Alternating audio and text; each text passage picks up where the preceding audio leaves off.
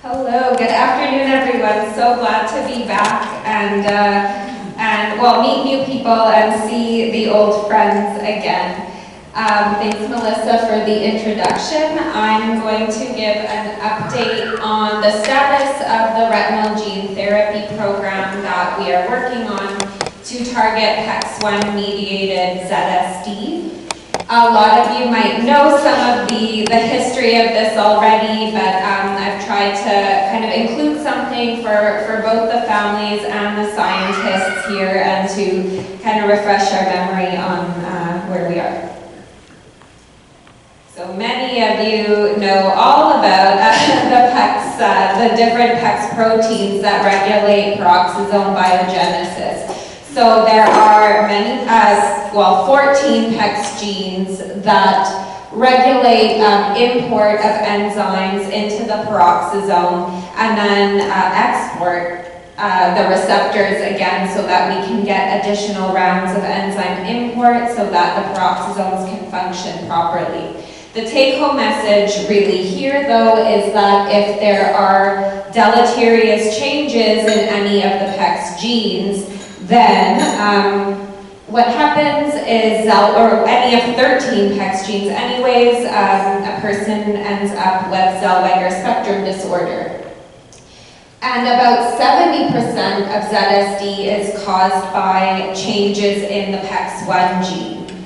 And about 30% of those are caused by a specific change that we call G843D, which is a replacement of one amino acid with another amino acid, and that results in a less functional protein that's not doing its job properly. And people with this allele exhibit, as many of you know in this room firsthand, a progressive disease course that could be ameliorated by targeted therapy. I can skip a few of my slides because Dr. Levin already went through, so I'll go very briefly.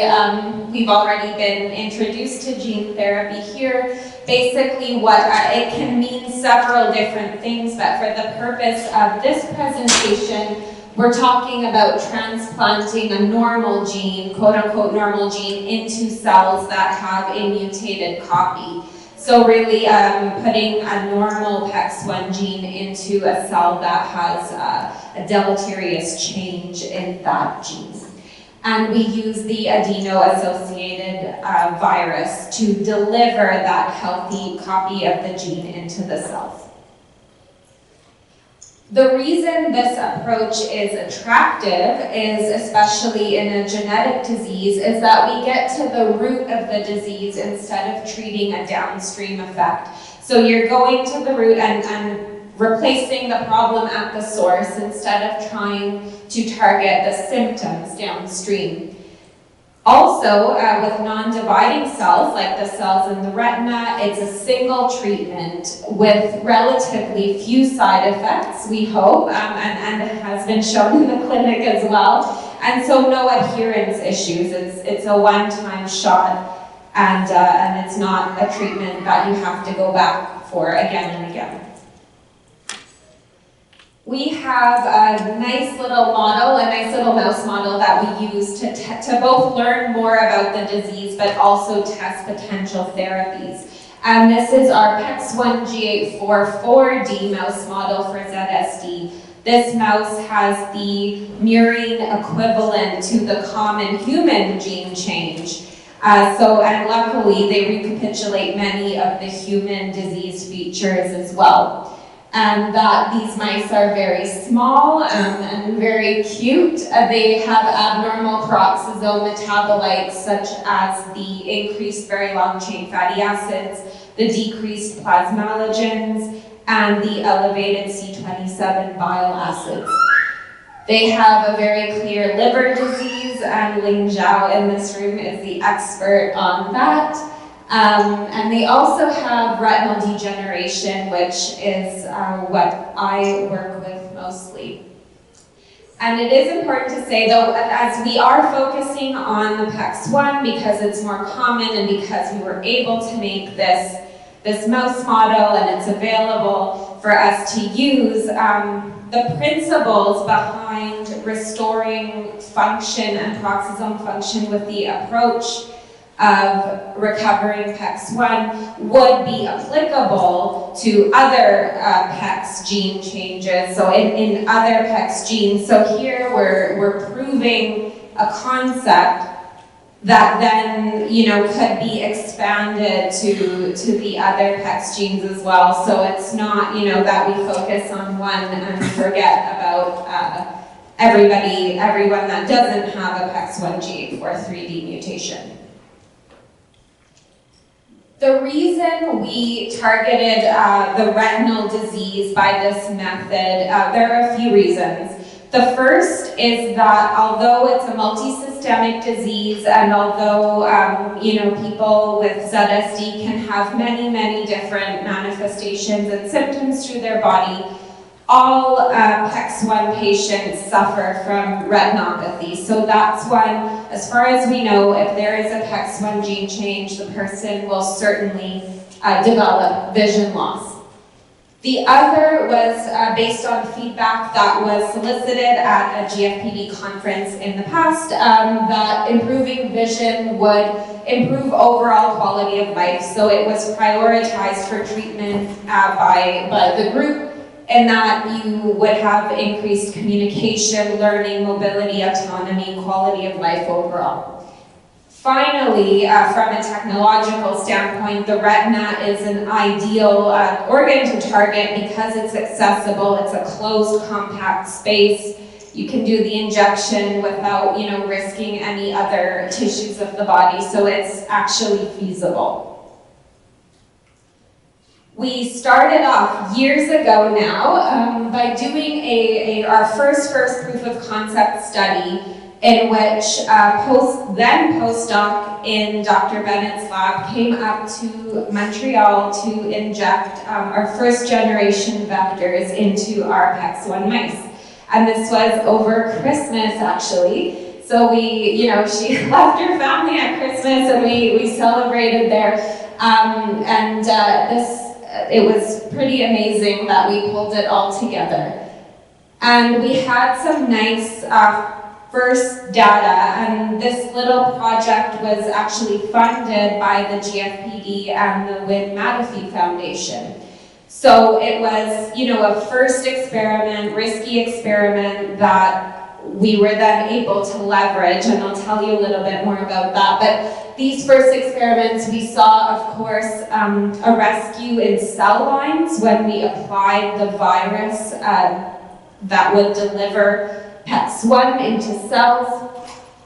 We also saw improved retinal function in the mice, successful expression of normal PEX1 in the mice, and improved biochemical metabolites in the retina. So that's where the journey began. We had this nice data that was possible because of the foundation support, and we were actually able to use this proof of concept to compete, Nancy and I, in a pitch competition with a venture capital investment fund in Quebec City. So we traveled a couple hours to Quebec City to compete, and we had made it in the finals, and we won the competition, and so we won venture capital investment. And the moral of this story, and how everyone can sort of help, is the only reason we had met the VCs or knew about the competition or gotten that far was because I happened to talk to someone at an unrelated event, like networking event, and she was one of the founders of this company was speaking at a breakfast, so I approached her to ask what we could do. So if you just, talk to everyone and put yourself out there, eventually something might work out, otherwise we would never have known.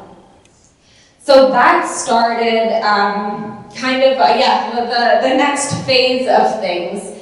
And it seemed that at each step that, doing the project or winning the competition or building a, plan was such a hurdle, but really it's almost like that was the easiest part. It's almost like doing the experiments or the science was the most straightforward part in terms of what was coming next. So we started the process with investors on how to develop this therapy, and that included the development and redevelopment of a preclinical maturation plan. So figuring out the necessary experiments, building budgets and a business model. We filed intellectual property and inventorship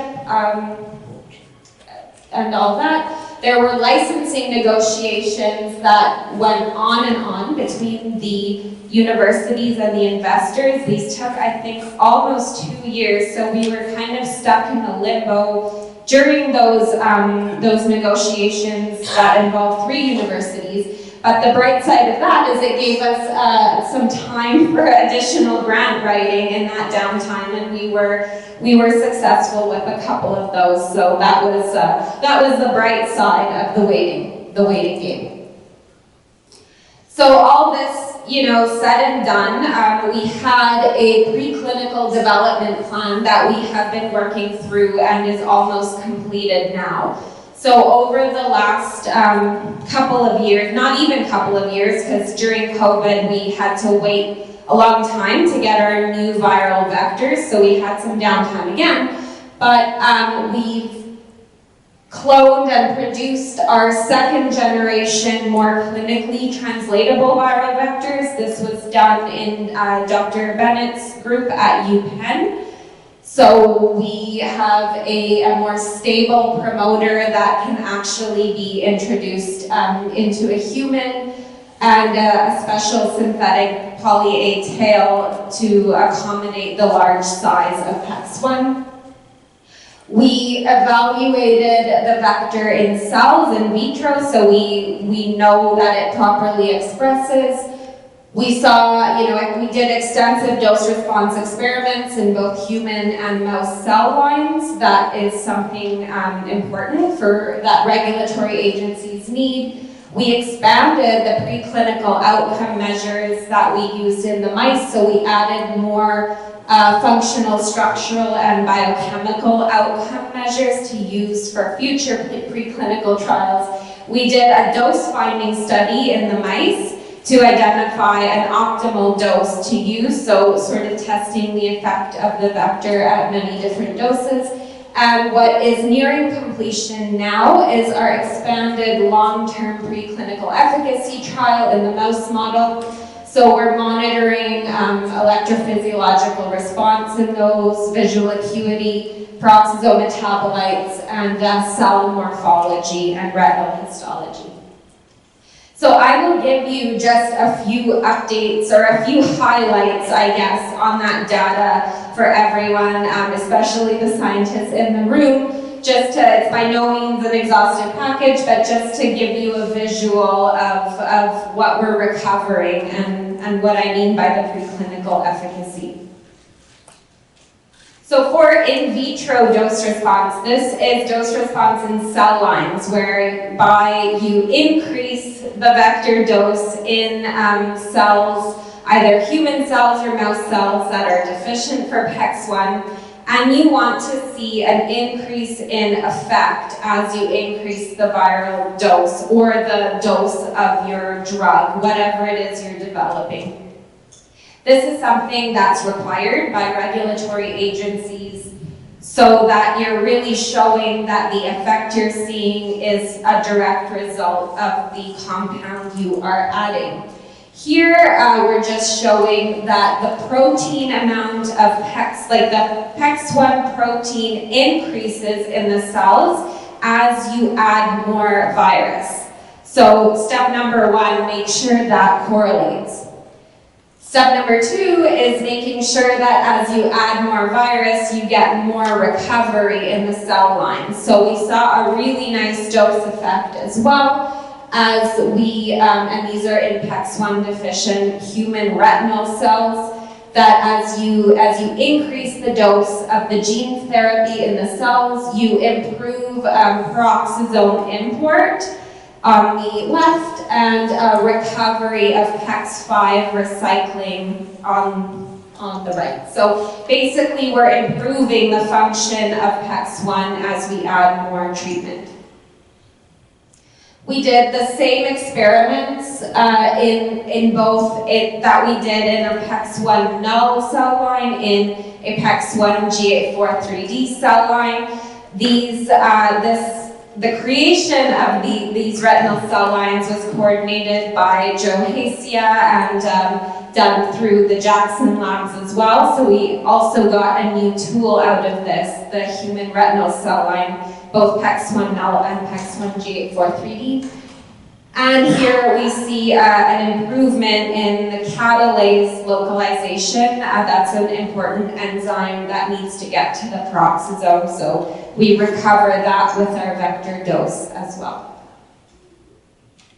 And finally, we did all the same experiments in primary mouse RPE cells. So we have a new research associate in the lab that was able to culture retinal pigment epithelium cells from our mouse so that we were able to treat those cells and show that the human PEX1 is actually functional in the mouse background by using this vector. So we recovered the PEX5 localization there. The other test that we did in vitro, and this is mass spec run by Armenia in our lab, is looking at recovery of peroxisome metabolites, so improvement in plasmalogen levels, so increased plasmalogens and decreased very long chain fatty acids. Again, a dose response in the cells for those. So a lot of different in vitro tests. Finally, we moved to the in vivo validation. So validation studies in the mouse retina. And this experiment was just to show that if we introduce the virus by a subretinal injection, as Dr. Levin showed, into the mouse retina, that we actually get upregulated PEX1 expression there. So you can see, I don't know how easy it is to see, but on the pictures on the left-hand side is just a retina with no injection, and we've stained the PEX1 protein in red. And you can see when you do inject the retina, on the right, you get more PEX1 showing up, more red showing up in the cone photoreceptor cells. So then we quantify that with the Western blot that shows us protein levels. We next moved on to a dose-finding study in the mice, and so for this we tested 6 different vector doses and compared outcomes such as protein expression, visual function, and there's a whole list of different morphology and histology outcomes that we assessed. All of the doses we tested led to some degree of phenotypic improvement, but our 1 in 5 dilution of, as we call it, of the vector, so it's about 1.2 times 10 to the 9 AAV, or vector genomes, is what gave the most consistent recovery among all the parameters. So we were able to hone in on the optimal dose to go forward in our mouse studies. And it's important that we saw, at least in this study, no adverse events or toxicity with the doses that we tested. So now we were ready to start our big expanded preclinical trial in the mice. And what this involves is basically treating mice after a baseline ERG of between 4 and 5 weeks of age. This is where their retinal function is at its highest, so we can get a nice baseline test. And then testing the mice by electroretinogram and also testing their visual acuity every 2 months until 6 months after treatment. At that point, we're going to look at biochemistry and a lot of different parameters of retinal structure.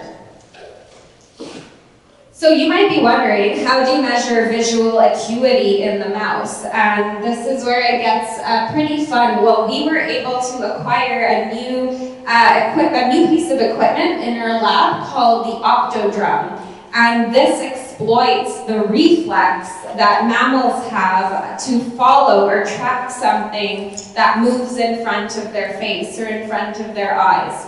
So in short, we are able to challenge the mice with an increasing difficulty of a test and score whether or not they track those bars. So for example, for visual acuity, you're flashing black and white bars in front of their eyes, or spinning those bars on monitors in front of their eyes. And the thinner that the bar becomes, the more difficult it is to see it or track it. So you can get a threshold of their visual acuity. Another thing that you can do is vary the contrast. So instead of having black and white, you have black with gray, and then varying degrees of gray, so less contrast is harder to see than the full contrast.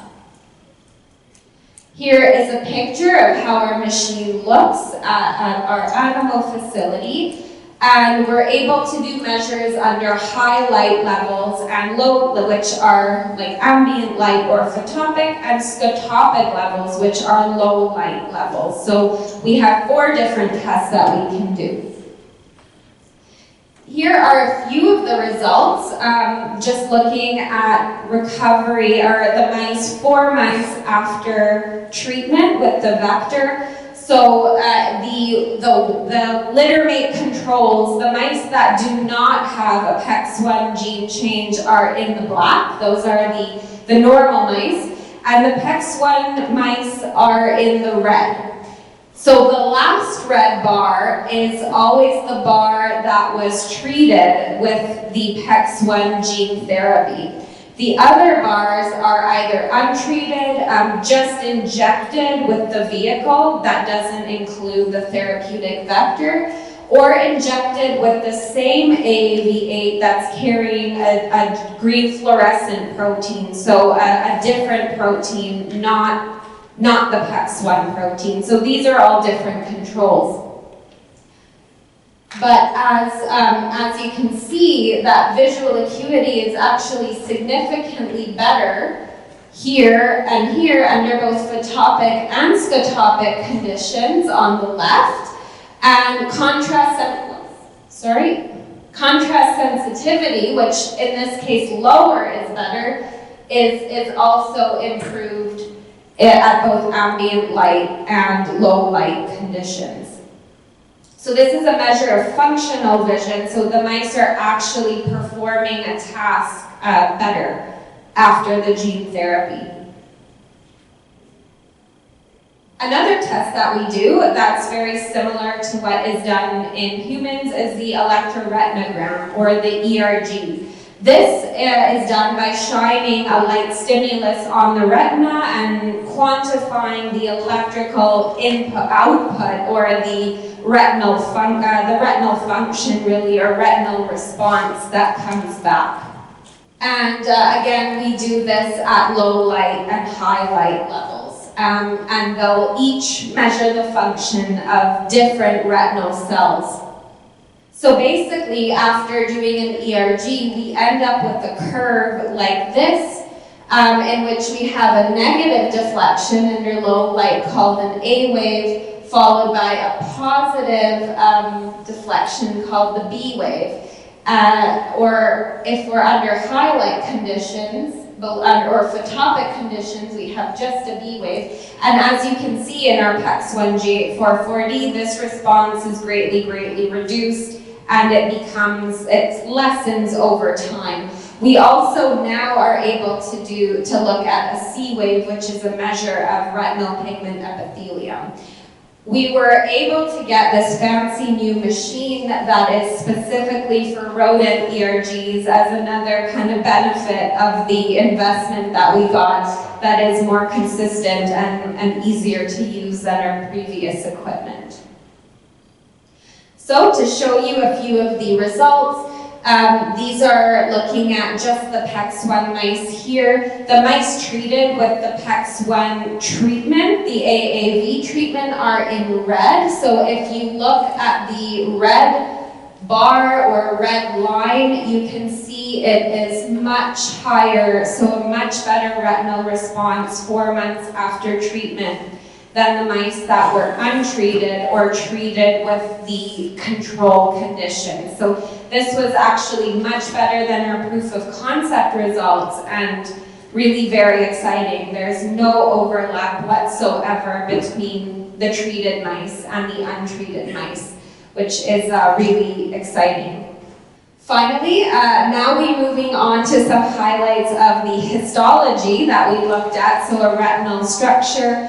Our research associate, Sammy, who's very talented at retinal histological testing, looked at inflammation in the retina. So here we're looking at macrophage infiltration, which is a marker of inflammation or retinal degeneration in the retina.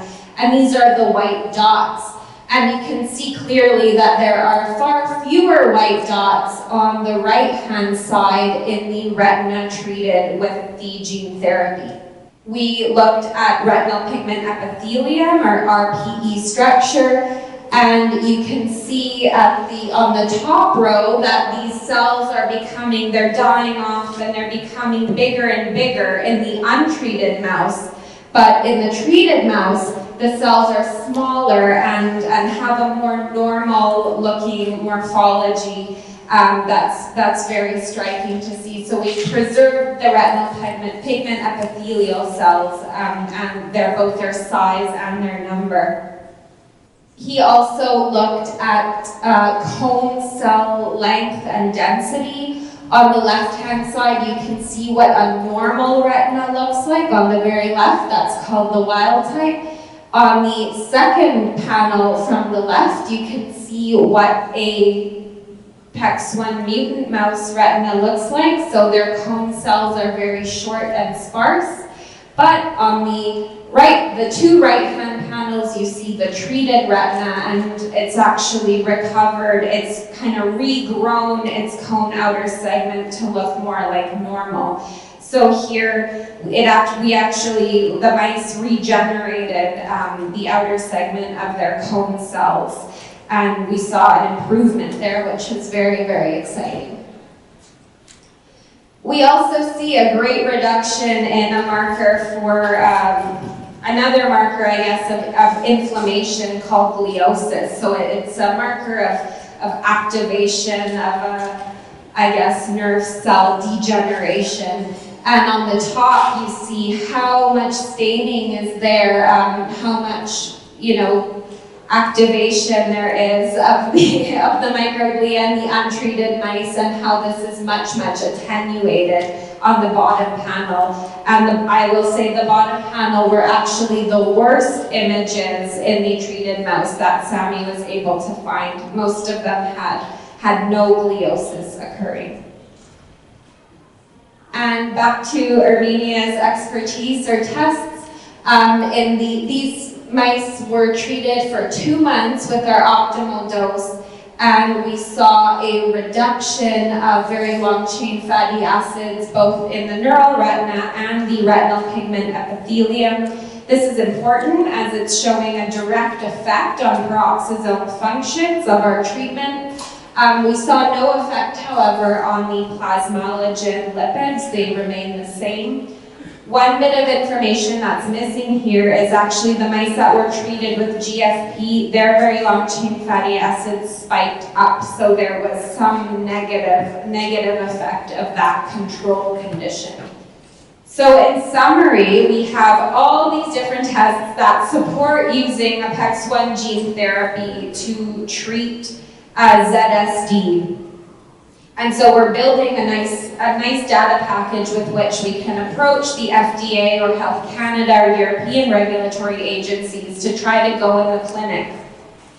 But that's not the direct next step. So, we have all this proof in the mouse model that gene therapy might work for this disease, at least in the mouse. You never know for humans until you try. but there are a few obstacles to get through before doing that. So our next step would be really meeting with regulatory agencies to figure out what would be the requirements to file an IND, which means investigational new drug. And this is an important designation to have before you go into the clinic. This is a big meeting that requires a lot of really expert preparation, and it also is quite costly to have that meeting as well. We then would need to do what's called the pre-IND work or IND enabling work, and this is all the biodistribution studies, safety and toxicity testing, and dosing testing. These experiments would need to be done not only in mice, but in non-human primates. So again, that's where there's a bit of a shortage for non-human primates right now, and these are also expensive experiments to do, but they are required before going into humans. Another important thing that we're working on with the help of the population here and the help of Dr. Levin and our other experts is clinical trial design. And so that's where the prospective natural history study really comes in, and that's where, you know, everyone can help out if they'd like. In that we want to see if there are kind of common visual markers that we might expect could change in a certain amount of time in a treated patient, so some improvement. And we have some ideas of what those might be, but it would require following patients for a few years with a series of eye exams at different sites. And it would, it's critical really to get additional investment on and plan a clinical trial. Another challenge is vector manufacturing, so it's hard and expensive again to get your viral product to go into the clinic. So sourcing that is something that needs to be addressed. After that's done, we can apply for our investigational new drug designation and start clinical trials. So this is where we require not only funding, but a partnership. And we have a lot of meetings in the works to find an industry partner and expert advice as well, which we've had to move this to the next phase. A little more on the clinical trial. So Christine here will be talking to you probably in person about that. Planning in terms of a prospective study. We're thinking that maybe some of the outcomes that could be used in a clinical trial would be an OCT or optical coherence tomography, the multi-luminance mobility test that Dr. Levin showed, where the participant will try to navigate a course with and without treatment.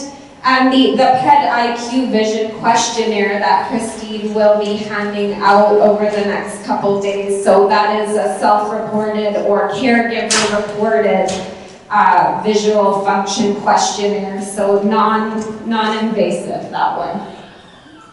Additional endpoints might include visual acuity or visual fields as well. So the goal with the prospective natural history study is to have about 50 participants at 5 sites across the US, 1 site in Canada, and hopefully 1 site in the Netherlands.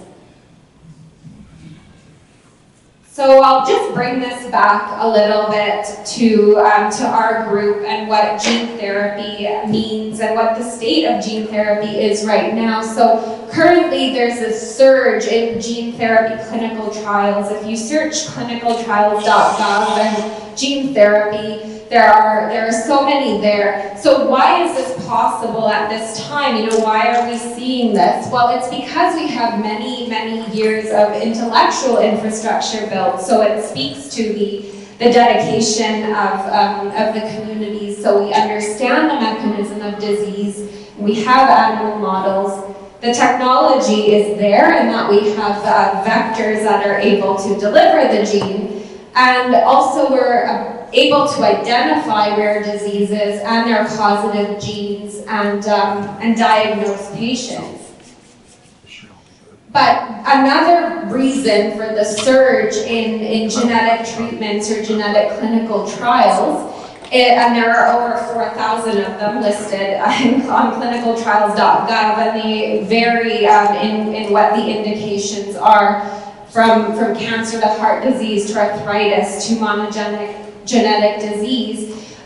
In terms of genetic diseases, it's really that the patient advocacy has been really big in pushing for these treatments. So again, that's something that people in this room can help with. And orphan diseases, of course, are a big unmet need. And patient advocacy has opened the door or allowed for regulatory benefits or for companies to develop these treatments or have support to develop these treatments. So there are things like orphan drug designation and special grants, accelerated review, lower cost to regulatory approval, extended patent protection that kind of have helped and allowed, and that's where the organizations like the GFPD and other advocating organizations have been able to push for therapies. So it's something that really does require the whole community, not just the scientists, but the patients as well, to make possible. And with that, I just like to end and thank all my lab members, all our collaborators, of course, the funding agencies, and all of you for being here and for listening. And I'd be happy to take questions or comments.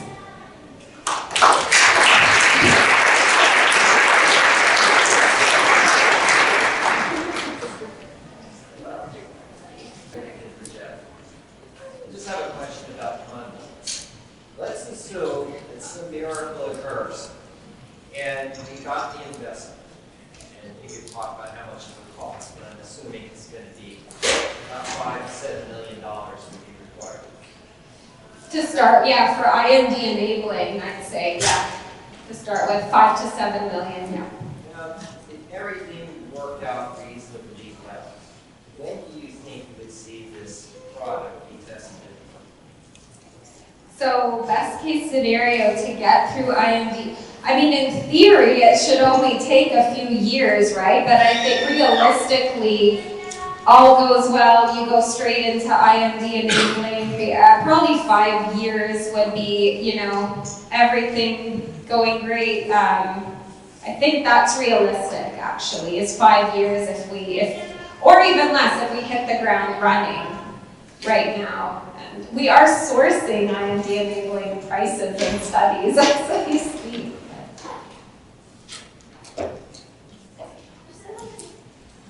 Beautiful work, and congratulations for the progress of it. Do you know in which cell types of the neural retina the PEX1 was introduced by? Yes. So with the subretinal, and I didn't show that, but we have all that data. The PEX1, it's primarily local because of the serotype of the vector and the method of injection. It's primarily located in the photoreceptors and the RPE.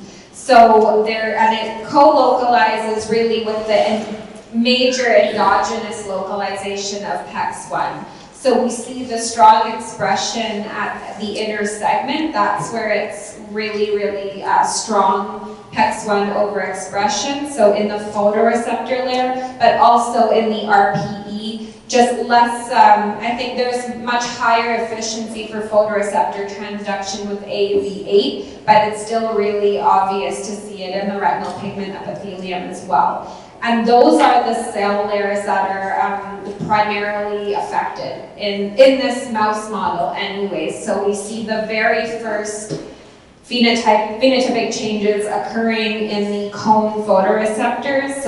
And then after that we see the RPE degeneration. And so far, nothing else in the inner retinal layers, at least not at a structural level. Thank you, Catherine. Let us give her a round of applause.